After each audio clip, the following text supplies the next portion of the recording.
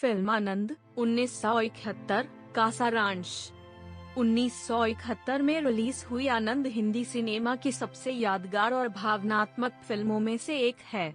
यह फिल्म प्रसिद्ध निर्देशक ऋषिकेश मुखर्जी द्वारा निर्देशित है और इसमें मुख्य भूमिकाओं में राजेश खन्ना, आनंद और अमिताभ बच्चन, डॉक्टर भास्कर बनर्जी नजर आते हैं। इस फिल्म ने न केवल भारतीय सिनेमा को एक नया आयाम दिया, बल्कि मानवीय संवेदनाओं, दोस्ती और जीवन के महत्व को गहराई से प्रस्तुत किया। कहानी की शुरुआत।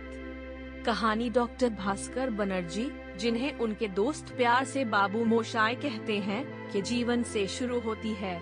डॉक्टर भास्कर एक ईमानदार और समर्पित डॉक्टर हैं, लेकिन उनका दृष्टिकोण थोड़ा नकारात्मक और गंभीर है। वह समाज में फैली गरीबी और बीमारी को देखकर व्यथित रहते हैं और अक्सर यह महसूस करते हैं कि वह लोगों की मदद करने में असमर्थ हैं। डॉक्टर भास्कर एक लेखक भी हैं और उन्होंने अपनी किताब आनंद के जरिए एक असाधारण व्यक्ति की कहानी को सबके सामने रखा है।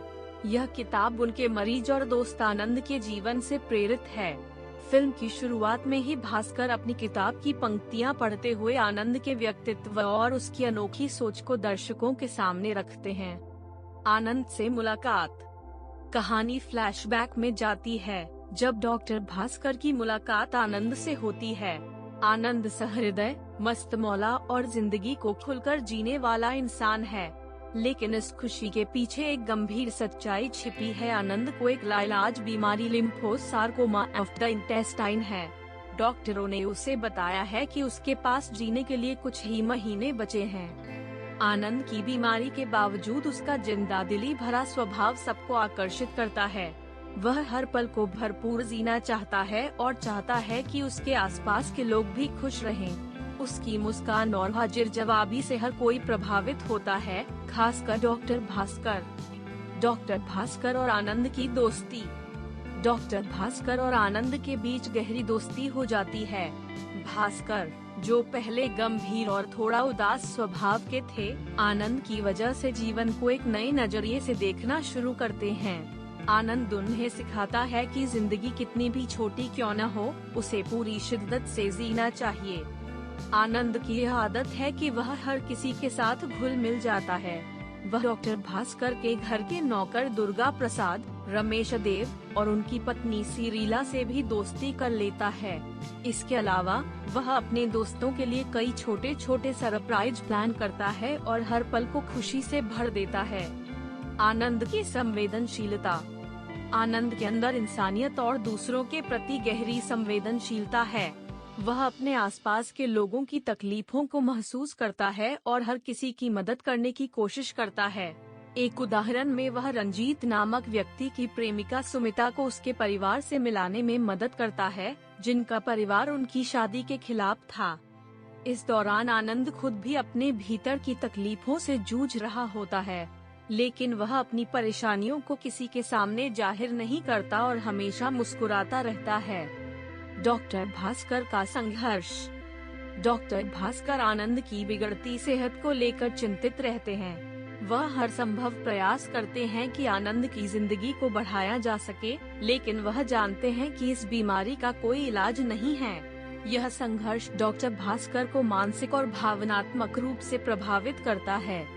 इस बीच आनंद डॉक्टर भास्कर को बाबू मोशाय कहकर छेड़ता रहता है और उनके साथ अपनी दोस्ती का मजा लेता है।